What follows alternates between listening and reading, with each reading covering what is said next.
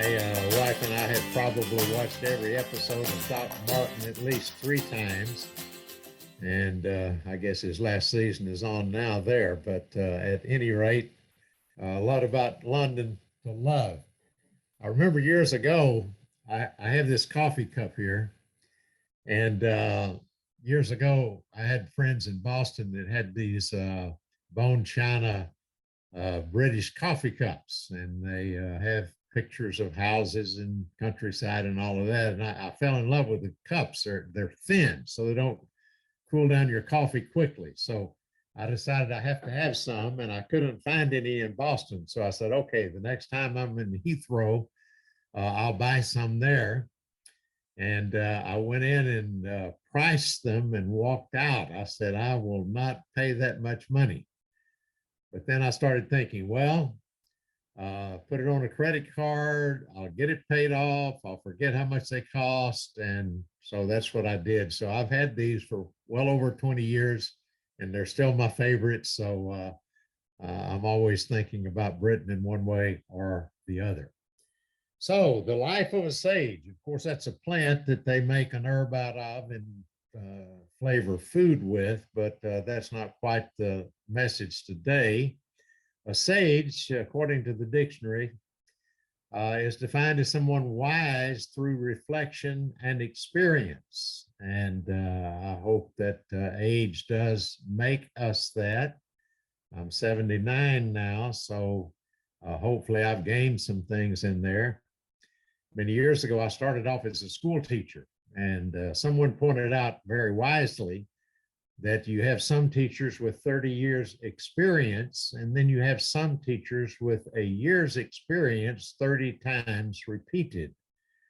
And that can be the same in life. I know a lot of old people that I don't think are all that smart or are wise. They haven't learned from their experiences, but hopefully we all are.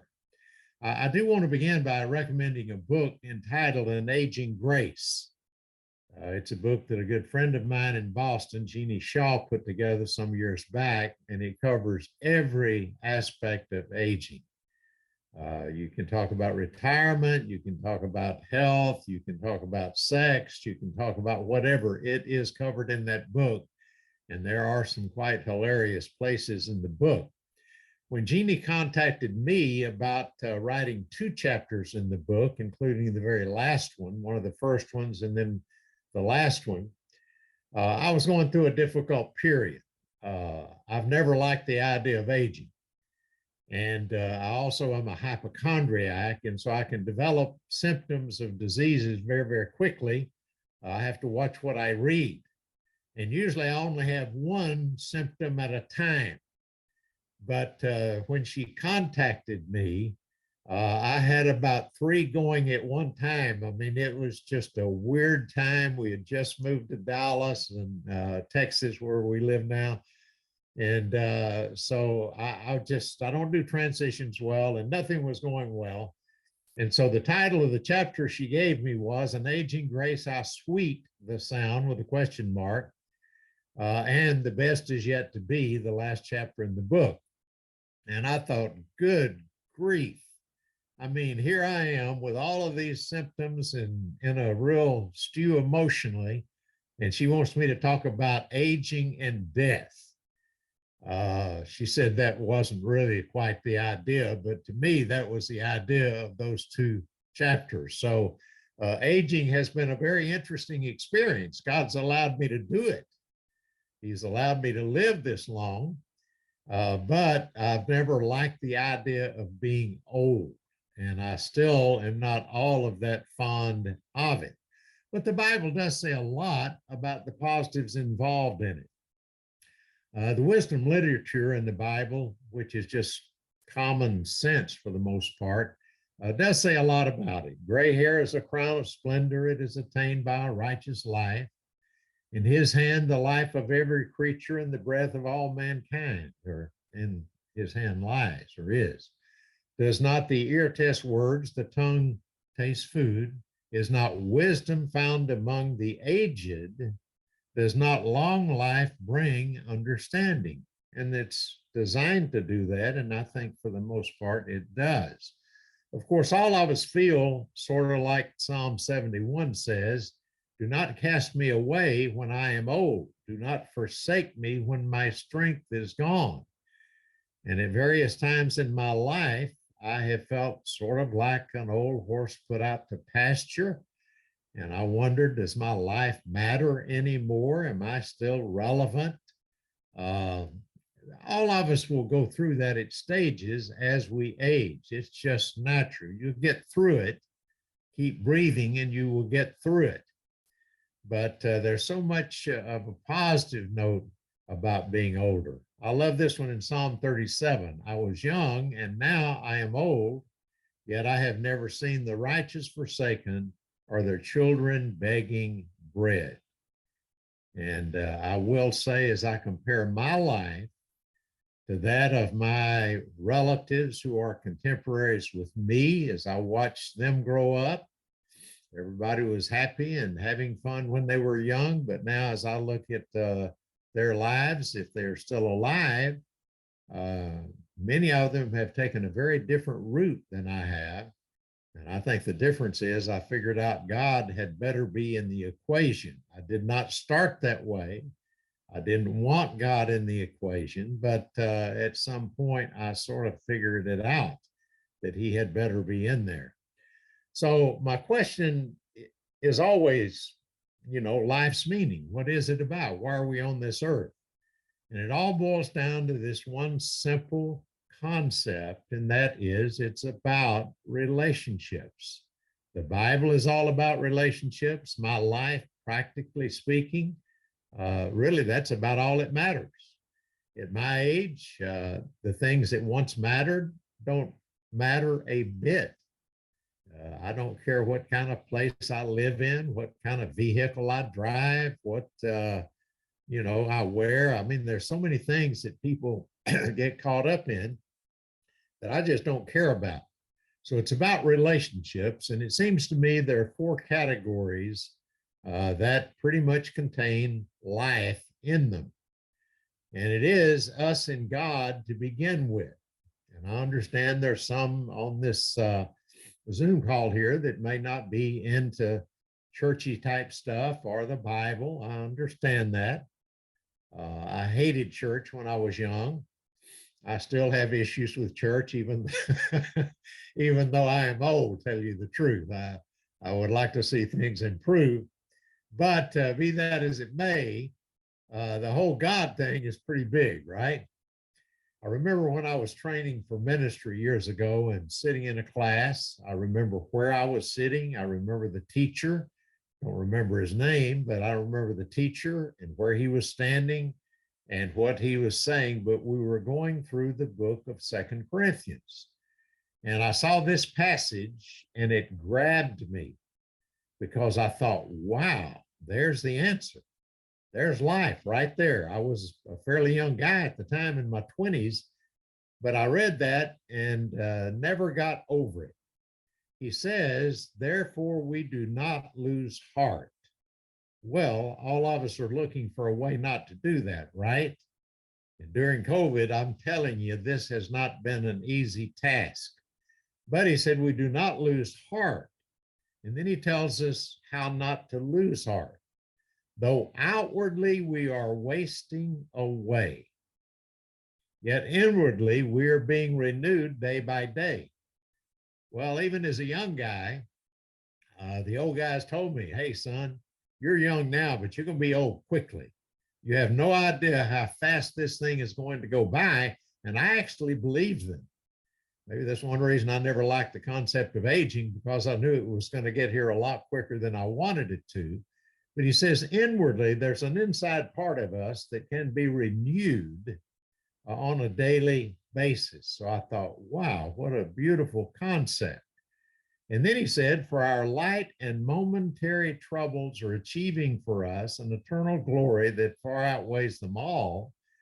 And here's a man, Paul, who wrote this, who had been through all kinds of challenges, and yet he said his troubles were really light compared to eternity, and they're momentary. And pretty much that is true. I'm not sure what I was worried about a year ago.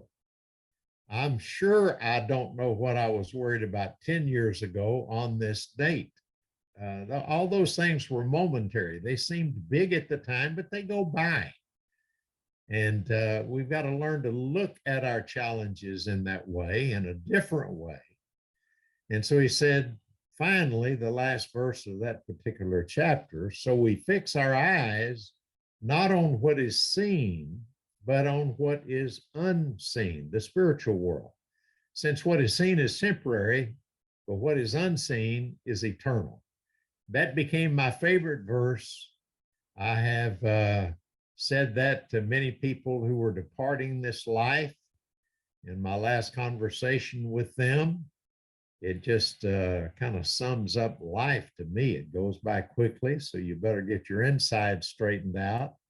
You need to learn to look with right perspective at the challenges in life, the troubles, and then keep focused on the things that are going to outlast this life. Years ago, I wrote an article entitled, "Is This All There Is?" You know, I've asked that question a number of times. I remember asking it when I was 25 years old. I had graduated college. I was in my career. I was married to a beautiful woman. I had a cute little blonde, blue-eyed boy. I was actually at that moment when the question dawned on me, I was actually fishing. My dad and I had bought a camp on a lake, not a elaborate camp, but at least you could sleep in it. And we had a pier going out into the water. I had a turquoise fishing boat. I had been fishing that morning, caught the limit of the type fish we were after, and it was just a gorgeous day. And I was standing on the end of my pier with my boat, with my camp, 25 years old. Everything was awesome. You couldn't have asked for more from a worldly standpoint. And I was looking out at a beautiful cypress tree covered lake on a very calm, beautiful day, and just rejoicing to be alive. And then all of a sudden, that question came, is this all there is to life? That was disturbing. That sort of got me thinking more about spiritual things for sure. But I've continued to ask the question. When I wrote that particular article 20 years ago, I was going through something. And the one thing that I had right in the article, I said, you know, one day, Gordon, it's going to boil down to you and God. And the last part of your life, the thing that you're going to think about most is you and God, because you're going to get ready to meet him. And I was troubled about something when I wrote the article, but I had that part right. And now I can promise you that is exactly where I am. How we look at God and how we think he looks at us determines our relationship with him. And I know that given the way I was raised, my view of God was so distorted in this little legalistic church that I went to, that it's taken me years to get out of that mindset. And so, oh, by the way, if you have questions, if we get to a question answer session, I'm a long-winded bloke, but if we do, if you'll put them in a chat question, then the moderator can provide the ones that she thinks are most important for me to try to answer. But we must trust God with what I call the end game, the last part of our life. Psalm 139:16 says, all the days ordained for me were written in his book before one of them came to be. That's a striking thought. God knows exactly when it's going to end, how it's going to end, etc. And I've got to trust him with that. Now, I've got to trust him right now more than I ever have, not only because I'm old, but last summer I had a couple of surgeries. The first one found some cancer. The second one, they thought they got it all out. But a few days ago, I think it was Wednesday, 4 days ago, after a test of some samples that were scraped out of my uh, diseased place, the doctor called me and she said, well, unfortunately, the cancer is back. And so from that point, she started talking about treatment, and she has me in touch with two different kinds of oncologists, which I will be seeing. But the day that she first told me that last summer is that they had found cancer, I was very surrendered about it all. I wrote a book called The Victory of Surrender many years ago. I was very surrendered. And I said, well, Doc, I said, we all have a shelf life. And I have gotten old. I've been able to do a lot of things in my life. I'm very grateful. And so if my shelf life is about done, that'll be fine. But you tell me what to do from here. You know, it was interesting last Sunday. My wife and I and our grandson, who's 20, were talking after hearing a very good lesson in a virtual service. We did a virtual service last Sunday, watched one, but we're having a discussion about the lesson. And I had two thoughts about the cancer thing. I thought, well, maybe I need it. I've heard many people with different diseases say that they were grateful for it because it did something to their lives spiritually that nothing else had done. And I remembered the Psalm, it was good for me to be afflicted so that I might learn your decrees. Maybe there are other things God wants me to learn or learn more deeply. So I thought of that.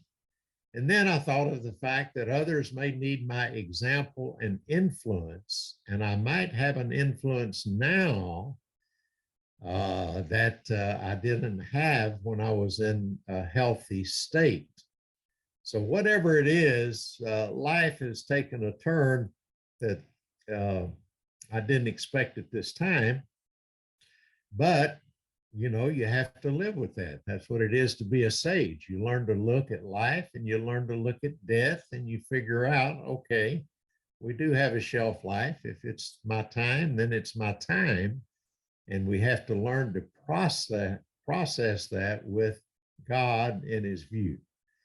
Now, I think most of you on the call are into the spiritual side of things biblically.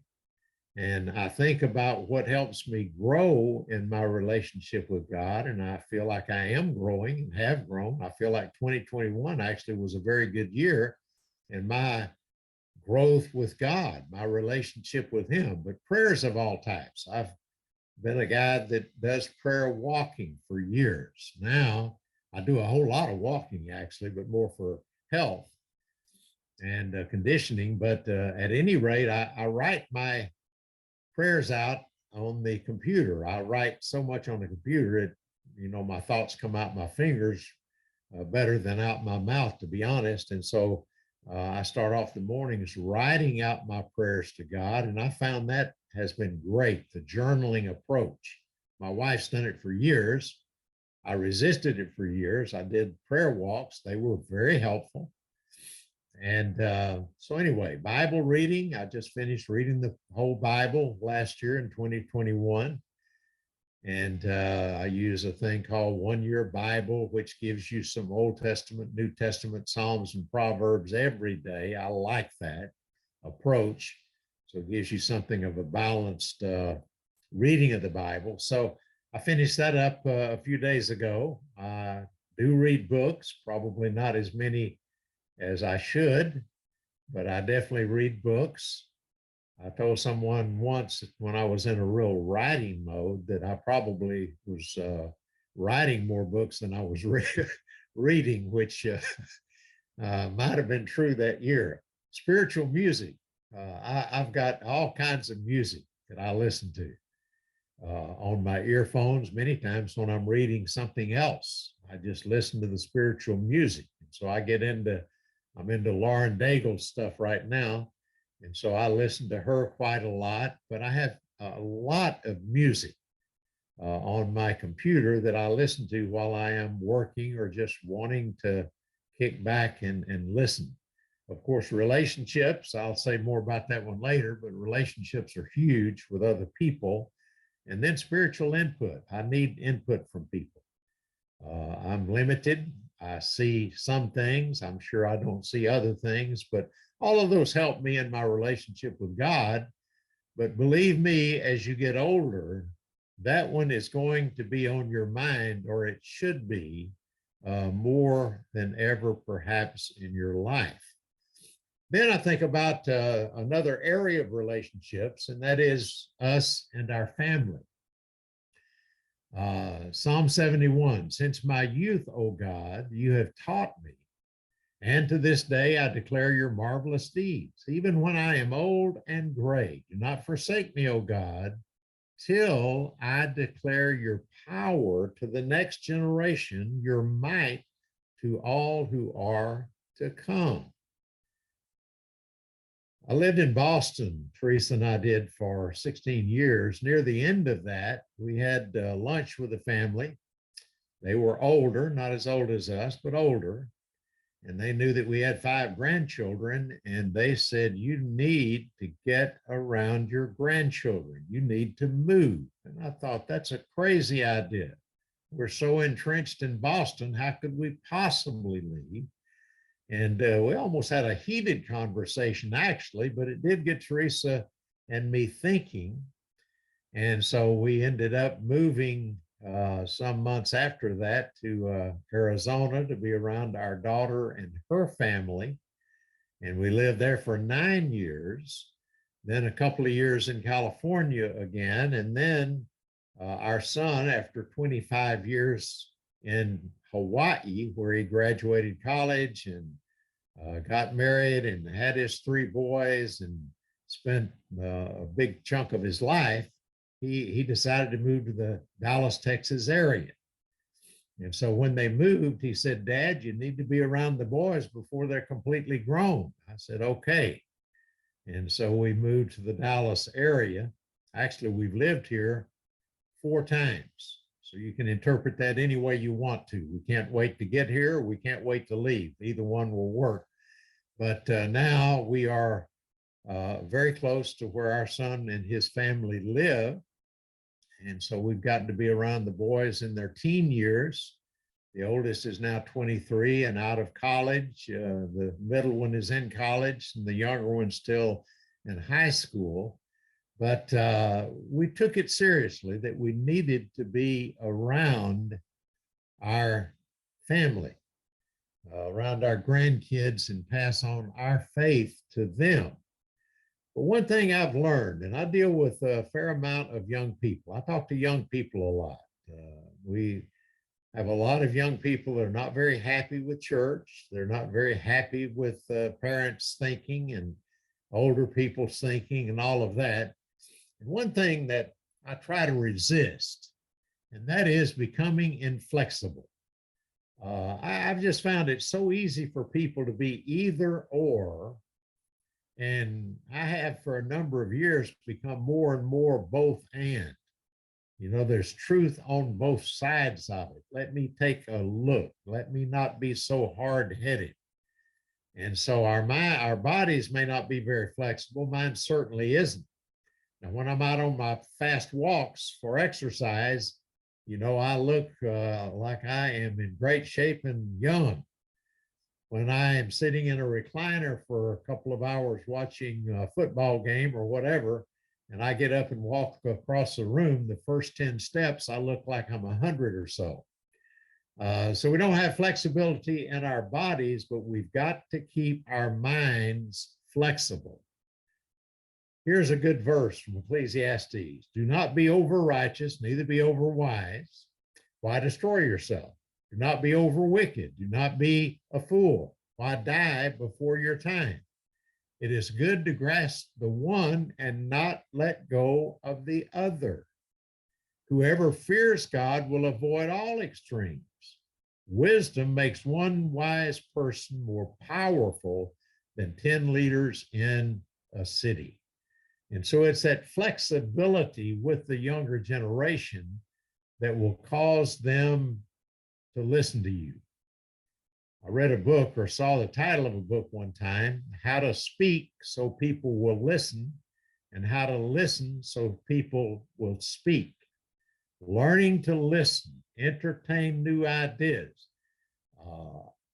I've studied the Bible a lot, Bible subjects a lot, but I'm still changing. I've gotten much more progressive in the last several years in my view of what women can do in the church. I have upset a number of older friends. Young people love me, but on that subject at least, but older people, I have gotten some pretty upset because I am much more progressive. I've looked at the Bible, I think, in a more careful way to get to that progressiveness, but nonetheless, we've got to keep growing and changing and being open to change if we're going to influence the younger generation and our family and our grandkids especially. When I was young, there were some older guys, and became a minister. I didn't start that way. I started off actually in the field of education. I was a musician and taught music, but after I got into the ministry, a lot of the older guys sort of looked down on me and talked down to me. And I thought to myself, these old guys, what do they know anyway? I was a typical young guy, you know. But I said, I know one thing, when I get old, I will not look at young people like that and treat them like that. I will not do that. And I think I've kept that vow. My main goals with our grandkids and other young people that I'm trying to influence are really three things. Relationship is one. I just want to have a relationship with them. I'm the granddad, but I want to have just a personal relationship, friend to friend with them. It was interesting. Our middle grandson in Dallas is in college, going to a nearby college. And he asked me one day, said, Dad, Pop, he said, I'd like to move in with you and Mama Teresa. Can I move in with you? And I said, well, are you having trouble with your family, your parents? He said, no. But he said, I always wanted to live somewhere else besides home when I started college, and I'm going to a local college. I tried to move in with some other campus guys, and that didn't work out. So he said, I'd like to move in with you. So I said, okay, let me talk to your mom and dad, make sure they're okay with it. And they were. And so I said, when do you want to move in? He said, today. And so I said, well, we've got 2 rooms and a bathroom that you can have. I said, we're not going to be your parents. You're 20 years old. You figure out what you're going to do. Don't mess up. But here's a key. You come and go as you want to. And we are not going to micromanage you in the least. And we don't, and we haven't. But that's because of a relationship. There are a lot of young people who wouldn't want to live with their grandparents. My grandkids think we're cool. They know that we have a personal relationship with them. We do things together. And then I think about purposeful teaching. If I'm going to pass on what is important to me, both in the practical sense and the biblical sense, I've got to talk. My wife is great getting appointments with the kids, even if we're out of town or something. She'll get on the phone or FaceTime or whatever and talk with them. We got to have times to teach and pass on. And then, so we do a lot of that, but a lot of it's the practical stuff, just life stuff. Here's how to look at it. Here's what choices mean. Here's where they lead. They develop your character, the choices you make. Every one of them will affect in some way your character, but they're flat out going to affect your future and who you end up being. And so if you're going to be comfortable living with who you become, you better learn to make good choices. And here's how to do that. And so, a lot of sharing, not lecturing, just talking back and forth. but a lot of that. And then I think the power of example is a huge one. And our grandkids right now are particularly watching me. They know I've got cancer, and they're watching me. You know, Pop, how you doing? How you feeling? I said, I'm feeling fine. Uh, you know, I don't know what the ride's going to be like from this point, but we'll take it as it comes and trust God in the process. And so the power of our example and what we stand for is a huge thing. Oh, went the wrong way. Now, I want to talk about us in the church. Uh, I've always talked about church, you know, and what I saw that was good and not. What drew me to this family of churches that I'm presently in, I became a part of a church, you know, like I'm in now, at least in a general sense, back in 1985. But the thing that really drew me in was relationships. I saw this church with relationships where people were really involved in each other's lives. They helped each other. They were open and honest and vulnerable about what they were facing. And someone said that we lie more at church than any other time, which I think is true. You know, you see somebody at church, you greet them, and how are you doing today? And they say, fine, or we're all fine. And they may have had a blow up on the way to church with their mate. You never know. But I was drawn to a church where there were real relationships. Through a period of time, it became different. It became there was a leadership style. I've written 2 books on leadership, co-authored one, and then wrote a longer one later. But leadership is a concern for me right now. It always has been. I've spoken about it. I've spoken about it in times that I came to London. But I said our movement in time historically became sort of like a barbell. You had some really big weights at one end representing some amazingly good things that God blessed us to be able to do. And on the other end, you had an equally large group of weights there that represented the bad things. Now, truthfully, most of the bad things were actually good things done in wrong ways. That's a whole nother subject there. But we did go through some challenging times. I think we are personally in a challenging time right now. I don't know what it's like in your country or city where you live, but I know for me, what I see is that a lot of people have just kind of settled down, and all they want's a nice little comfortable church to go to on Sunday. And now that we got COVID and have done a lot of virtual services, it's even more comfortable. You can get out of bed in your pajamas and not click the video part of Zoom on and be a part of a group or whatever you want to do. But my question is, what's it going to look like after COVID is over, if it ever gets over? There are days I think it probably won't in my life time, but hopefully it will. But what are we as individuals going to look like? When I first came into this family of churches, it was wonderful. I mean, people were together, they were doing things together, they were helping other people come to know Jesus, they were happy. It was incredible. Actually, it was in San Diego, California. And the people that were there back then are still talking about it. They asked me to speak on a singles conference last year or 2020 maybe. And it was this group from the mid 1980s in San Diego. And they wanted to get together because to them, that period of time was so special. It was amazing. And I have missed that and missed that a lot in the intervening years because it is not like it once was. Roger Lamb, who has been around for as long as I have, almost on earth, but he's been involved in this family of churches a bit longer than I. But he wrote an article back in 2005 that he just reprinted, but I thought it was really good. I said, I'm going to quote a little of this. He said, those of us who have been disciples for a while have a decision to make. Our churches need to get our zeal back with a more mature understanding.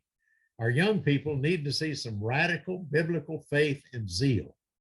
Are we going to be the grumpy old Christian that the campus minister has to explain to the young, zealous disciple who is trying to reconcile his newfound faith with our grumpiness? Are we going to be the old zealous?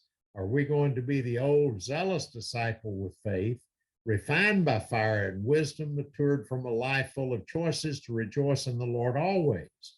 Which one do you think gives that young disciple hope about his future and hope for the world to be saved? How about repeating a vow with me? No matter what age you are, I will never become a grumpy old Christian. You know, in life, there's a song in Les Miserables, the opera or whatever that is. Anyway, it's Fontaine, I think, is the singer, but at the end of it, she ends with a line that says, life has killed the dream I dreamed.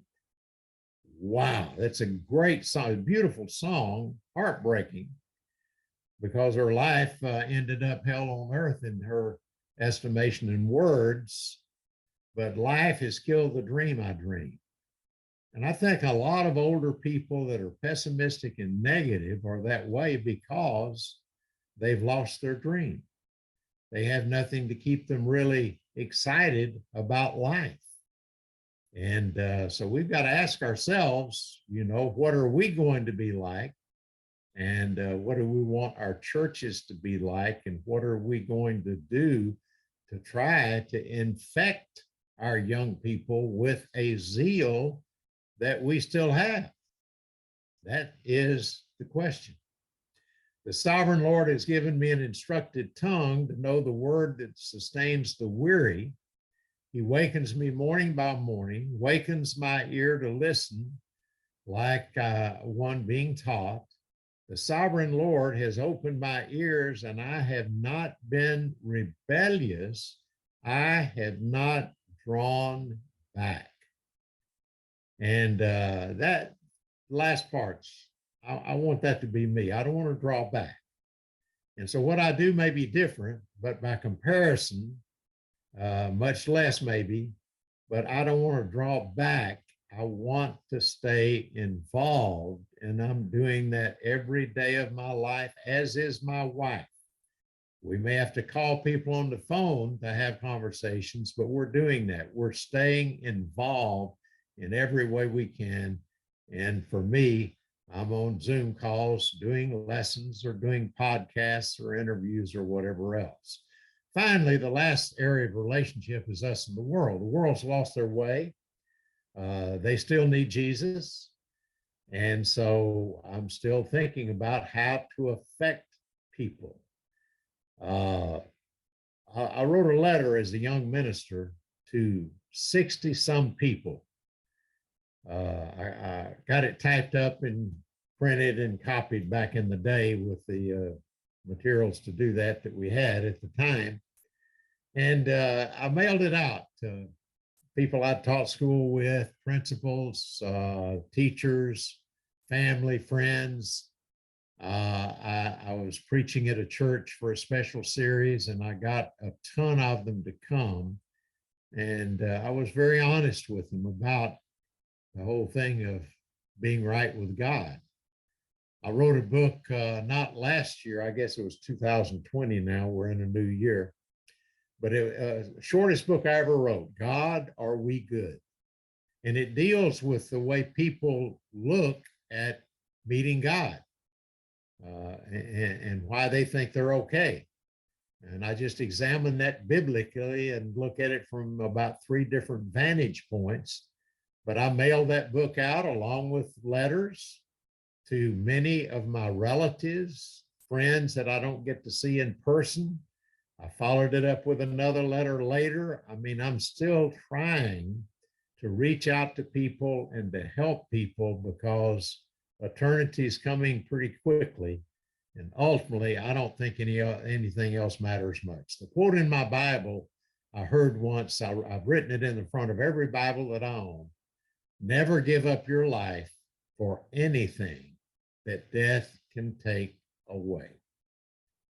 The only thing death doesn't take away is your relationship with God and others whom you've helped to have a relationship with God. So I understand it's easy to become discouraged in this world we live in right now for many reasons, but especially as we get older. We can't do what we once did. I was talking to one woman who wasn't all that old in my estimation, not from my vantage point, but she said, I mourn my youth. And I understand exactly what she's saying, because aging demands that we cross off activities that we can no longer do. And I am telling you, that is a painful process. I appreciate what I've done in the past. I've heard from a lot of people recently after the cancer diagnosis. But Hebrews said, God is not unjust. He will not forget your work and the love you have shown him as you've helped his people and continue to help them. We want each of you to show this same diligence to the very end in order to make your hope sure. So our past work matters to God, it matters to others, but maybe finishing strong matters the most. And so the quote Paul had about fighting the good fight, finishing the faith, finishing the race and keeping the faith, that is certainly my intention. And I may not have long before somebody can say that about me, and I pray that they'll be able to do that. Okay, we've got a few minutes for questions and answers.